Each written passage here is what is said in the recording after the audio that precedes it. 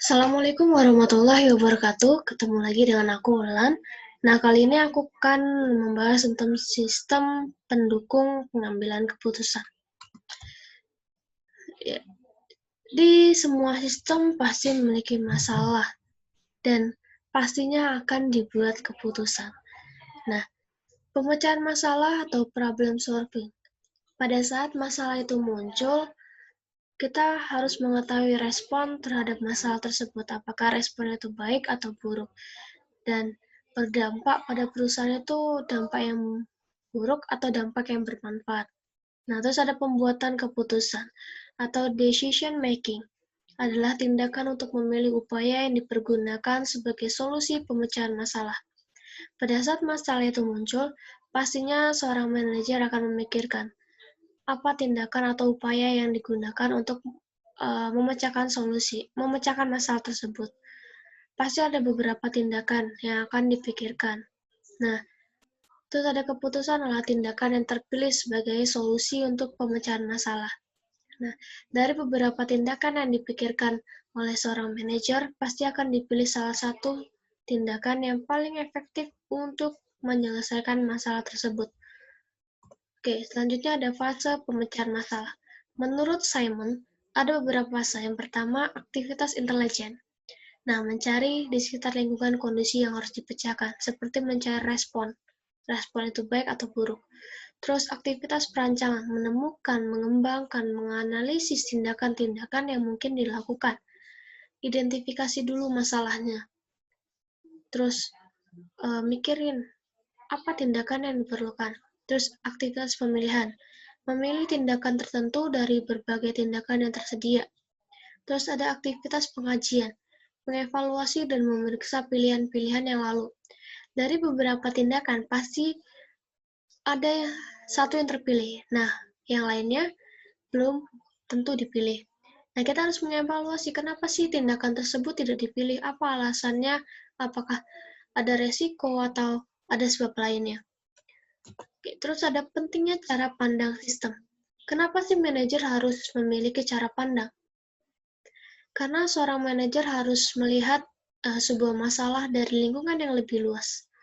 Nah, cara pandang ini akan berguna untuk mencegah manajer agar tidak bingung dengan kompleksitas struktur, organisasi, dan detail pekerjaan, menekankan pentingnya memiliki tujuan yang baik, menekankan pentingnya semua bagian organisasi untuk bekerja sama, mengangkat hubungan antara organisasi dengan lingkungannya, menempatkan nilai tinggi pada organisasi yang didapat dari input yang hanya dapat dicapai melalui sistem perputaran tertutup. Oke, selanjutnya ada membangun konsep. Di sini ada elemen proses pemecahan masalah. Solusi masalah sistem adalah solusi yang membuat sistem tersebut memenuhi tujuannya yang baik seperti yang dicerminkan dengan standar kinerja sistem. Standar ini menggambarkan dua keadaan. Pertama, apa yang ingin dicapai dan apa yang harus dicapai. Apabila masih ada perbedaan antara kedua keadaan ini, maka di situ pasti ada yang namanya masalah yang harus dipecahkan. Nah, perbedaan yang timbul inilah disebut kriteria solusi. Tugas dari seorang manajer itu adalah bertanggung jawab untuk mengidentifikasi solusi, memilih solusi, mengaplikasikan solusi, dan mengevaluasi solusi. Nah, pasti ada cara untuk memilih solusi yang terbaik. Pertama, penilaian. Kita harus menilai pilihan-pilihan secara sistematik. Pilihan yang paling efektif sampai pilihan yang paling tidak efektif. Terus ada proses pemikiran yang dilakukan oleh seorang manajer. Pasti seorang manajer akan memikirkan tindakan yang paling efektif. Terus ada penawaran. Negosiasi antara berbagai manajer. Dari satu manajer dengan manajer lain pasti memiliki cara berpikir yang berbeda. Maka dari itulah harus mempunyai negosiasi atau diskusi. Ada struktur masalah. Masalah juga harus punya struktur. Pertama, masalah terstruktur yang memiliki yang terdiri atas unsur dan hubungan antara berbagai elemen ya semua dipahami oleh yang memecahkan masalah. Terus ada masalah tidak struktur. Masalah yang tidak memiliki elemen atau hubungan antara elemen yang dipahami oleh orang yang memecahkan masalah. Ada masalah semi-struktur, masalah yang terdiri dari beberapa masalah elemen yang dipahami, dan ada juga yang tidak bisa dipahami. Terus ada jenis keputusan, keputusan terprogram yang bersifat repetitif dan rutin dalam hal proses tertentu digunakan untuk menangani, sehingga keputusan tersebut tidak perlu dianggap baru setiap ada masalah yang terjadi. Terus keputusan tidak terprogram, yakni keputusan baru yang penuh dengan konsekuensi. Terus ada sistem pendukung pengambilan keputusan atau Decision Support System, DSS, yang digunakan untuk mendeskripsikan sistem yang didesain untuk membantu manajer memecahkan masalah tertentu. Nah, ide dasarnya itu agar manajer sama komputer bisa bekerja sama dalam memecahkan masalah. Nah, jenis masalah yang bisa dipecahkan adalah semi-struktur. Komputer mengerjakan bagian yang struktur dan manajernya tidak struktur. Terus ada permodelan matematika. Jenis modelnya ada fisik, naratif, grafis, dan matematis.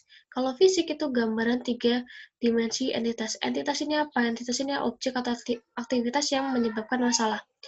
Model ini digunakan di dunia bisnis, mencakup model skala untuk pusat perbelanjaan dan prototipe mobil baru. Terus model naratif yang menggambarkan entitas dengan kata-kata yang terucap. Model grafis yaitu model yang digunakan untuk menggambarkan entitas dengan abstraksi garis, itu seperti kurva. Terus model matematis, ini pasti menggunakan rumus dan persamaan matematis. Terus ada kelas model matematis, ada model statis yang tidak melibatkan waktu, atau terus ada model probabilitas yang pasti melibatkan probabilitas, dan model optimisasi, model yang memilih solusi terbaik dari berbagai alternatif yang ditampilkan. Terus ada simulasi. Simulasi ini adalah tindakan menggunakan model. Nah, simulasi terjadi dalam skenario tertentu dengan memprediksi dampak keputusan dalam pemecahan masalah. Skenario digunakan untuk menggambarkan kondisi yang memengaruhi simulasi. Variabel keputusan adalah input yang dimasukkan manajer untuk mengukur dampak pada entitas. Nah, ini ada kekurangan sama kelebihan yang dari keempat model tersebut. Kelebihannya itu menjadi pengalaman belajar, terus kecepatan proses simulasi memungkinkan sejumlah besar alternatif. Nah, untuk kelebihan yang ketiga hanya didapat di model matematis. Terus ada kesulitan untuk membuat model bisnis, akan menghasilkan model yang tidak mencakup semua pengaruh terhadap entitas. Terus ada kemampuan matematis tingkat tinggi yang dibutuhkan untuk merancang. Terus ada membutuhkan kemampuan yang tingkat tinggi juga. Nah, sini ada permodelan matematika menggunakan lembar kerja. Pertama, kapabilitas permodelan statis. Yang ini merupakan amat sederhana, di mana satu-satunya matematika yang dibutuhkan adalah pengurangan pengeluaran sebenarnya dari pengeluaran yang dianggarkan. Terus kapabilitas permodelan dinamis. Nah, dengan kas akhir dihitung dari menambah kas awal dan kas masuk, lalu dikurangi dengan kas keluar. Terus, permainan bagaimana jika, di mana pemecah masalah memanipulasi satu atau lebih variabel yang melihat dampak dari simulasi. Terus ada antarmuka, model lembar kerja. Ini menggunakan spreadsheet.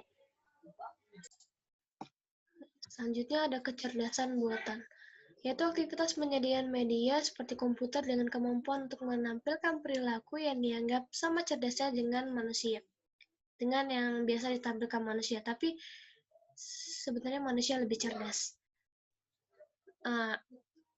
AL diterapkan di dunia bisnis dalam bentuk sistem pakar, jaringan saraf tiruan, algoritma genetik, dan agen cerdas. Ia dibentuk seperti pola pikir manusia. Terus ada sistem pendukung pengambilan keputusan kelompok, yaitu sistem berbasis komputer yang membantu sekelompok orang melakukan tugas yang sama. Nah, asumsinya itu dasari komunikasi yang lebih baik, memungkinkan dibuatnya keputusan yang lebih baik. Komunikasi yang lebih baik dicapai dengan menjaga cara diskusi kelompok agar tetap fokus dengan masalah yang dibicarakan, sehingga waktu yang dipergunakan itu tidak sia-sia. Nah, kelebihan waktu bisa digunakan untuk membahas yang lain, masalah yang lebih detail, atau mencari alternatif-alternatif lainnya. Nah, mungkin itu aja sih yang bisa saya sampaikan. Kurang dan lebihnya saya mohon maaf. Wassalamualaikum warahmatullahi wabarakatuh.